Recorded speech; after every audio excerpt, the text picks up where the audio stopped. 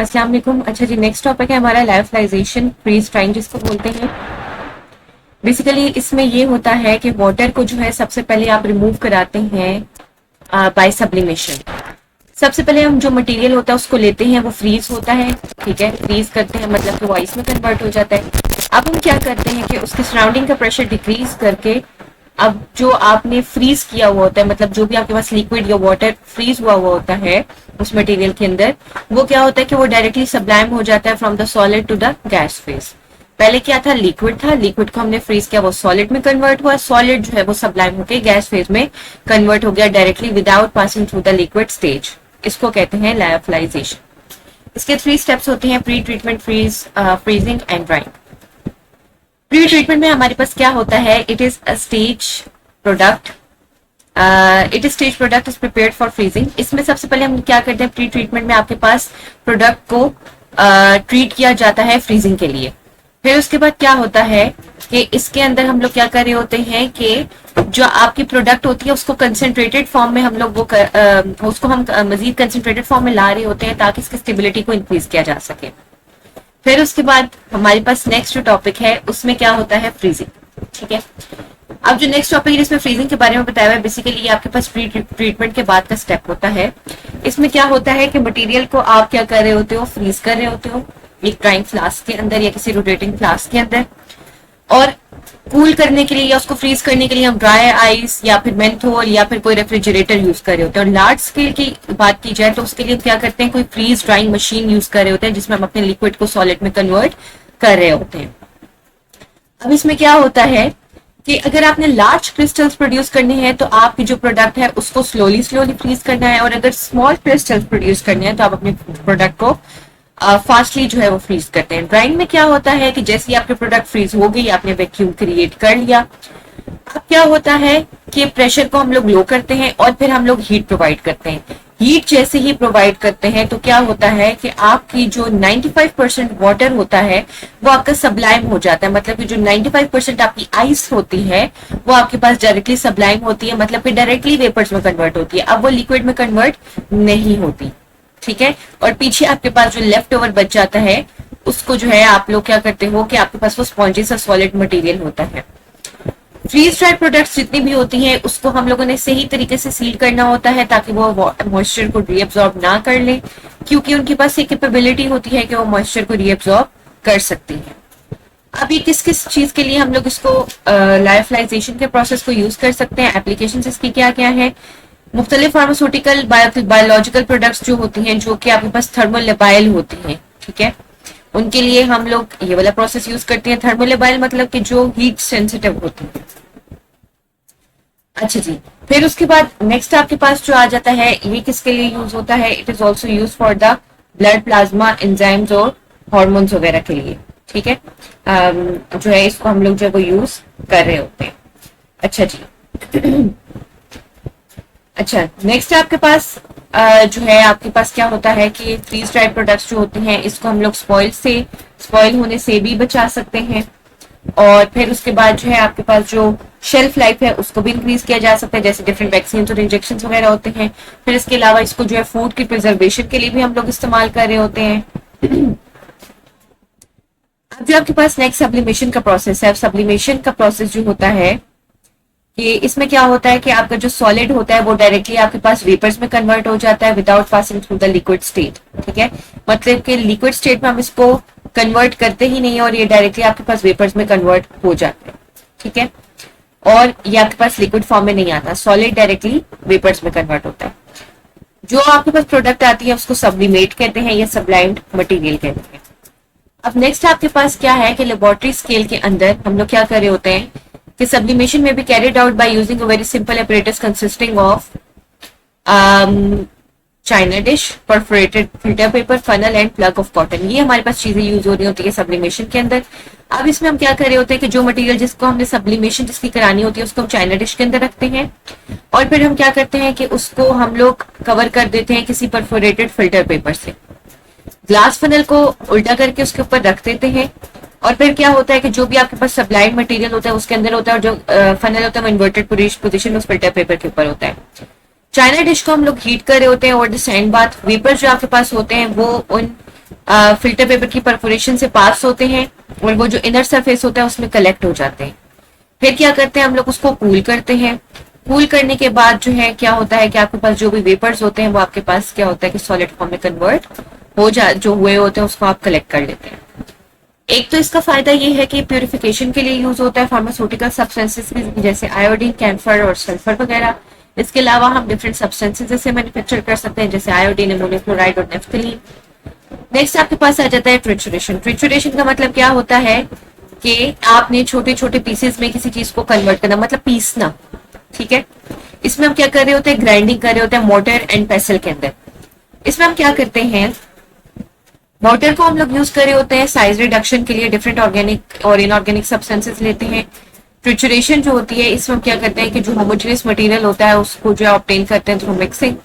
ये आपके पास एक ड्राई प्रोसेस होता है, लेविगेशन से डिफरेंट होता है। लेविगेशन के अंदर आप लेविगेशन या लुब्रिकेटिंग एजेंट यूज करते हैं और पेस्ट बनाते हैं। इसके अंदर कोई भी लिक्विड चीज यूज नहीं होती, जो पाउडर होता है डायरेक्टली उसको हम लोग रब कर रहे होते हैं।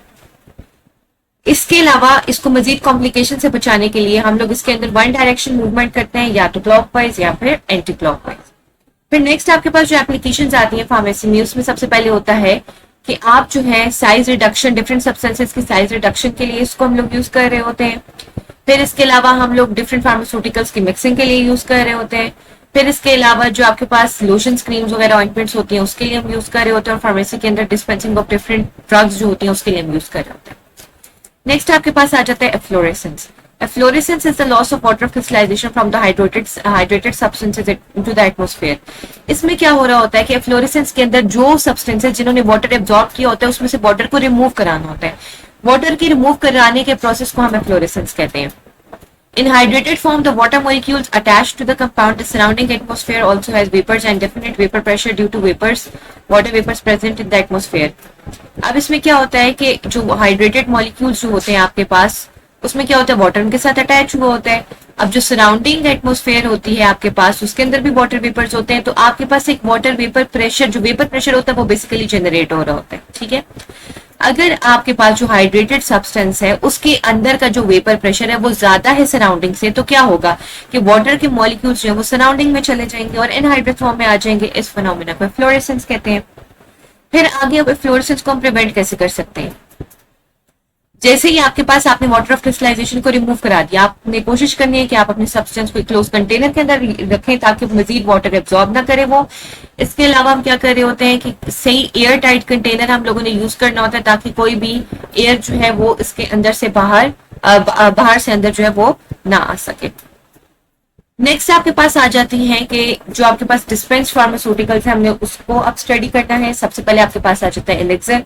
एलेक्सर जो होता है ये आपके पास अल्कोहल होता है इसके अंदर, तो इसलिए हमने इसको कैसे स्टोर करना होता है कि वॉलेटाइल इंग्रेडिएंट्स होते हैं, इसको हम लोग क्लोजली टाइट कंटेनर के अंदर और कूल प्लेस के अंदर स्टोर करते हैं। नेक्स्ट ईयर ड्रॉप्स है। ईयर ड्रॉप्स आपकी लिक्विड प्रिपरेशन होती है जिसके अंदर क्या होता है कि ड्रग्स को हम लोग डिसॉल्व कर रहे होते हैं किसी सूटेबल व्हीकल के अंदर, जैसे water, alcohol, glycerine, propylene glycol वगैरह। और फिर हम क्या करते हैं, इसके साथ ड्रॉपर अटैच करते हैं ताकि ईयर ड्रॉप्स को जो वो यूज किया जा सके। फिर आपके पास कॉमनली यूज्ड व्हीकल्स में हमारे पास आ जाता है प्रोपाइलिन ग्लाइकोल, पॉलीथाइलिन ग्लाइकोल और ग्लिसरीन वगैरह। फिर आगे आ जाता है water is disfavored because it would face difficulty in mixing with the secretions of ear which are mainly fatty. Water जो है उसको नहीं यूज करते हम ईयर ड्रॉप्स बनाने में। क्यों? क्योंकि जो आपकी ईयर सिक्रीशंस होती हैं वो मेनली फैटी इन नेचर होती है। वैक्स वगैरह जो होती है वो आपको आपने नोट किया होगा वो फैटी इन नेचर होती है। तो क्या करते हैं हम लोग वाटर यूज करते हैं ताकि जो आपकी फैट वगैरह जो है उसके अंदर जो है वो वाटर, क्योंकि डिसॉल्व नहीं हो सकता, इसलिए वाटर को हम लोग ईयर ड्रॉप्स बनाने के लिए या व्हीकल के यूज के लिए नहीं इस्तेमाल करते। ईयर ड्रॉप्स को ईयर की क्लीनिंग के लिए यूज करते हैं, कान की सफाई के लिए, जो वैक्स होती है उसको सॉफ्ट करने के लिए, कोई इन्फेक्शन हो जाए उसके लिए। क्लियर? जो ईयर ड्रॉप्स होते हैं आपके पास उनको फ्लूटेड बॉटल्स के अंदर जो है वो डाला जाता है। फ्लूटेड बॉटल्स वो होती है जिनके आगे जो है वो ड्रॉपर सा लगा होता है, ठीक है, और ऊपर जो है इसके मेंशन कर दिया जाता है कि it is for the external use only. Next आपके पास आ जाते हैं नेजल ड्रॉप्स। नेजल ड्रॉप्स जो होते हैं ये एक्वस सॉल्यूशंस होते हैं जिनको आपने नॉस्ट्रल्स के अंदर by the means of dropper जो है वो इंस्टॉल करना होता है। ये आपके पास जो एंटीसेप्टिक नेचर के होते हैं, एनाल्जेसिक होते हैं और वेजो कंस्ट्रक्शन इनकी प्रॉपर्टीज होती हैं। फिर उसके बाद व्हीकल्स जो कि नेजल ड्रॉप्स के लिए हम लोग यूज करते हैं, इसमें हमारे पास लिक्विड पैराफिन, वेजिटेबल ऑयल वगैरह आ जाते हैं। ये क्या करते हैं, ये आपके एक्शन को प्रोलॉन्ग करते हैं.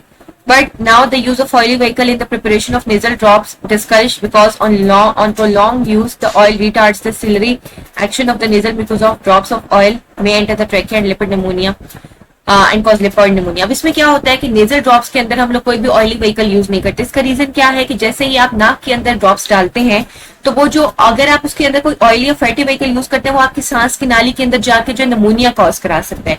इसलिए इस नेजल ड्रॉप्स के अंदर ज्यादातर हम वाटर ही प्रेफर करते हैं. जो नेजल ड्रॉप्स जब हम डिस्पेंस कर रहे होते हैं तो एक तो इनको आइसोटोनिक होना चाहिए, पेज नेचुरल होनी चाहिए. फिर इसके अलावा जिसकी विस्कोसिटी है वो आपके पास जो है वो नेजल सिक्रेशंस के बिल्कुल सिमिलर होनी चाहिए. और ये आपके पास जो है फ्लूटेड बॉटल्स के अंदर जो कि ड्रॉपर के साथ होता है उसके अंदर इसको डिस्पेंस होना चाहिए. नेक्स्ट आपके पास आ जाते हैं पेस्ट को जो है सेमी सॉलिड प्रिपरेशन होती है हमारे पास. और इसके अंदर जो है वो फाइनली डिवाइडेड पाउडर की ज्यादा मिकदार यूज हो रही होती है. एनहाइड्रेस इन नेचर होती है, वाटर सॉल्युबल भी हो सकती हैं, ऑयल सॉल्युबल भी हो सकती हैं. फिर उसके अलावा जो है इसके अंदर पाउडर जो ज्यादातर होता है वो स्टार्च यूज होता है जो कि इसकी थिकनेस का जरिया बनता है. और स्टार्च इसको थिक बना देता है और ये स्किन के ऊपर जो एरिया होता है बेसिकली उसके ऊपर ज्यादा स्प्रेड नहीं हो सकती. जो क्रोसिव ड्रग्स होती हैं ये हम लोग ज्यादातर जो डीथ्रोन जैसे ये आपके पास जो क्रोसिव एजेंट्स होते हैं वो पेस्ट के अंदर यूज करते हैं ताकि जो क्या कहते हैं इसकी जो एब्जॉर्प्शन होती है बेसिकली वो थोड़ी सी कम होती है स्किन के अंदर. ठीक है, ओवर द स्किन ये स्टे टाइम इसका ज्यादा होता है मगर एब्जॉर्ब नहीं होता क्योंकि थिक इन नेचर होता है. जो लिक्विड होते हैं वो ज्यादा जल्दी एब्जॉर्ब हो जाते हैं. पेस्ट जो होते हैं वो हम लोग लेयंस के ऊपर जो भी आपके पास ब्लिस्टर्स छाले वगैरह बने होते हैं उसके ऊपर आप लगा सकते हैं मगर इसको जो है वो हम स्किन के ऊपर स्प्रेड नहीं कर सकते क्योंकि इसकी थिकनेस बहुत ज्यादा होती है. जैसे टूथपेस्ट वगैरह ये आप देख लें, ये इसकी थिकनेस काफी ज्यादा होती है ऑइंटमेंट्स और लोशंस और क्रीम्स से. नेक्स्ट आपके पास आ जाता है जेल्स भी आप टॉपिकल यूज के लिए करते हैं. ट्रांसलूसेंट और ट्रांसपेरेंट इन नेचर होती है. लुब्रिकेंट स्पर्मिसाइड्स वगैरह की जो होती है उसके अंदर जो है वो भी हम लोग जेल वगैरह ऐड कर रहे होते हैं ताकि लुब्रिकेटिंग इफेक्ट आए.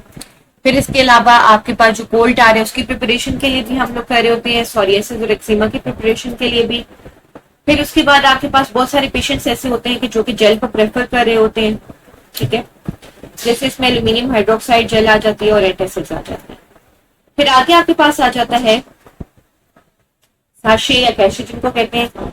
ये आपके पास पाउडर फॉर्म में होते हैं. ये आपके पास छोटे छोटे जैसे आपके पास कैल्सी का साशे आ जाता है. इसके अलावा डिफरेंट आपके पास सिट्रोसोडा राइजिक के साशे आते हैं. ठीक है, इसमें हम लोग क्या कर रहे होते हैं कि जो आपके पास राइस फ्लोर होता है और वाटर होता है उसको हम लोग 2 सिलेंडर्स के दरमियान उसका पेस्ट घुमाते हैं. उसके पेस्ट से आपके पास एक थिन सी शीट बनती है. ठीक है, जिसको राइस पेपर कहते हैं. और फिर उसके अंदर हम लोग जब अपना पाउडर डाल के जो है वो इसके अंदर ऐड करके उसको फिर आगे पास कर देते हैं मार्केट के अंदर. पाउडर जो इसके अंदर होता है वो 0.222 ग्राम होना चाहिए, इससे ज्यादा नहीं होना चाहिए. नेक्स्ट आपके पास आ जाते हैं कोलॉइडेंस जो होते हैं, कोलोडियंस जो होते हैं आपके पास फ्लूइड प्रिपरेशन जो होती है. ये आपके पास किसी ब्रश या रॉड के थ्रू आप इसको लगाते हो. वॉलेटाइल इन नेचर होती है, जल्दी एवापोरेट हो जाती है, स्किन के ऊपर प्रोटेक्टिव लेयरिंग बनाती है. इसके अंदर अल्कोहल या ईथर की फॉर्म यूज होती है. और इसके अंदर जो है हम लोग फ्लेक्सिबिलिटी मतलब आपके लिए सब्सटेंस के अंदर होती है. अनमेडिकेटेड मेडिकेटेड फॉर्म्स दोनों अवेलेबल होती हैं. स्मॉल कट्स वगैरह से जो इसको प्रिवेंट किया जाता है. फिर आगे ड्रॉट्स होते हैं. ड्रॉट्स जो होते हैं they are liquid oral preparation जिसके अंदर हम लोग क्या करते हैं कि एक या एक से ज्यादा जो है लार्ज डोजेस होती हैं जो कि 50 ml तक प्रिस्क्राइब की जाती हैं. फिर आगे इन्होंने ये बताया हुआ है कि each dose is issued in a separate container. IP Cacuana, emetic draught, pediatric is exceptional. The normal dose is 10 to 15 ml. Therefore, a multiple dose volume is prescribed. Draught जो होता है, draughts जो आपके पास 50 ml तक होते हैं मगर कुछ आपके पास normal doses 10 to 15 ml तक की भी होती हैं.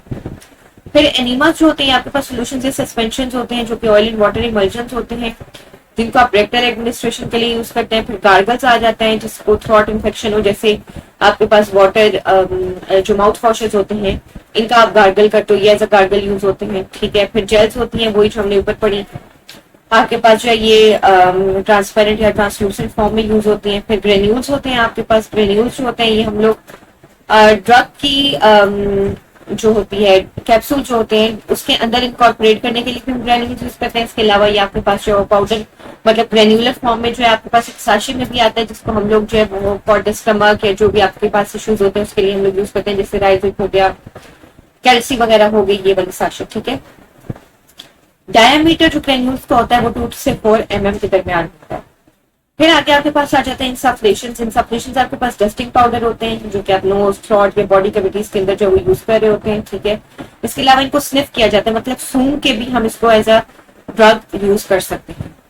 नेक्स्ट आपके पास आ जाता है इरिगेशंस। इरिगेशंस जो आपकी बॉडी में इंफेक्शन हो जाते हैं, जैसे ब्लैडर में, विजाइना में, नोज वगैरह में, उसके लिए हम लोग क्या कर रहे होते हैं कि इरिगेशन या प्लास्टिक ट्यूब वगैरह जो कैथेटर होता है वो यूज कर रहे होते हैं।